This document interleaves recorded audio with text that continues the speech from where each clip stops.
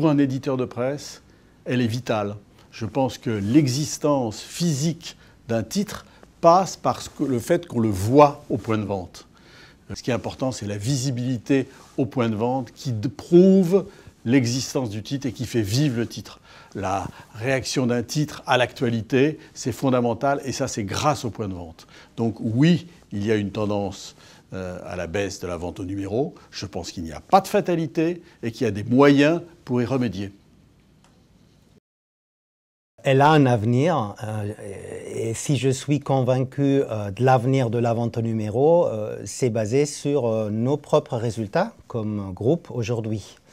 Je rappelle, Prix100 Média, on est premier éditeur en France en termes de vente au numéro.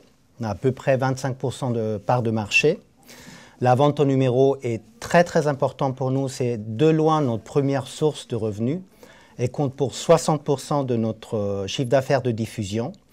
Et depuis 2 ans maintenant, nous avons une quasi-stabilité dans l'évolution de la vente au numéro et je vous parle là en valeur.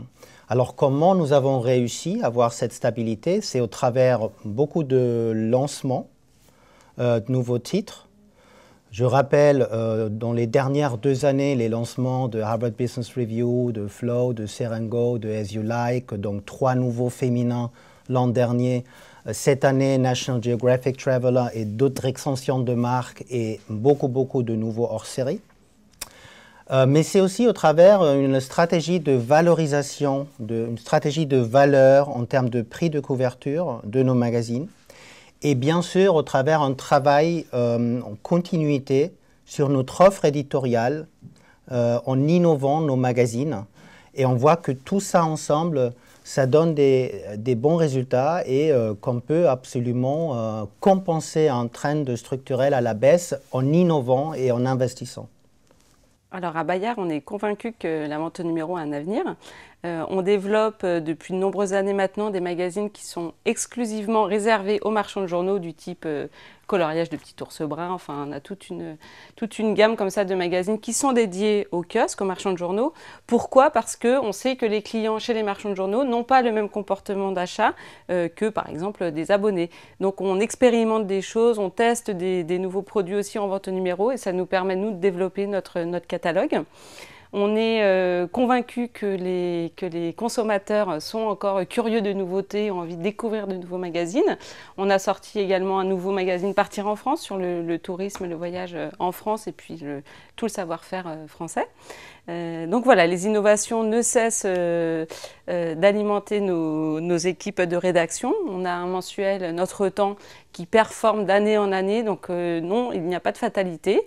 Il faut se battre, il faut innover, mais on est convaincu qu'on a beaucoup de choses à proposer encore aux clients. On essaye d'être innovant et de proposer en permanence des nouveaux concepts à nos marchands de journaux et donc à nos lecteurs. Donc on a une politique de hors-série. On fait environ 45 hors-séries chaque année pour environ 5 millions d'euros de chiffre d'affaires, donc ça fonctionne très bien.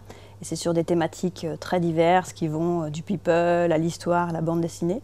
Donc ça, c'est la première chose. Et la deuxième chose, c'est qu'on continue à lancer des magazines, notamment sur le segment de l'enfant, avec notre partenaire Disney. Cette année, par exemple, on a lancé Soy Luna, on a lancé aussi Doc la Peluche, donc des magazines à destination des enfants. Donc ce renouvellement et ce dynamisme sur l'offre produit nous permet de générer encore de l'attractivité sur nos marques.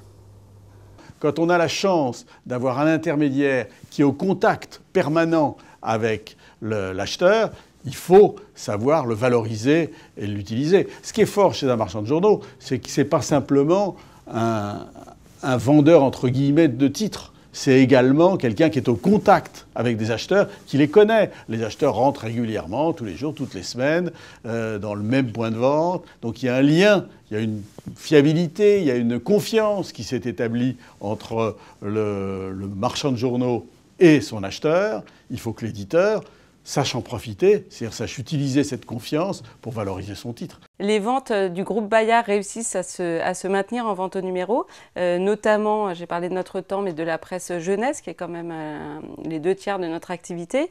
Nous sommes convaincus que tous ces petits lecteurs d'aujourd'hui seront les clients de demain de la vente au numéro, donc on parie vraiment sur l'avenir de ce réseau et de ce marché-là. Alors c'est vrai que la question de l'avenir de la vente au numéro de produits imprimés agite beaucoup les esprits et beaucoup évidemment les éditeurs. Je voudrais apporter 2 éléments d'appréciation sur ces tendances. La première, c'est qu'on observe depuis 2 ans aux États-Unis, en Grande-Bretagne, mais aussi en Europe et en France, une croissance de la vente de livres imprimés et une baisse des livres numériques. Ça veut dire qu'en fait, il faut se méfier quand on projette des tendances et que les habitudes de lecture sur les ouvrages imprimés sont beaucoup plus solides qu'il n'y paraît.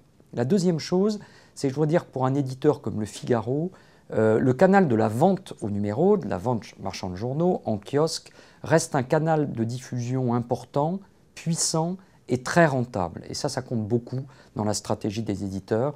C'est pourquoi d'ailleurs on prête un soin tout particulier à ce mode de distribution.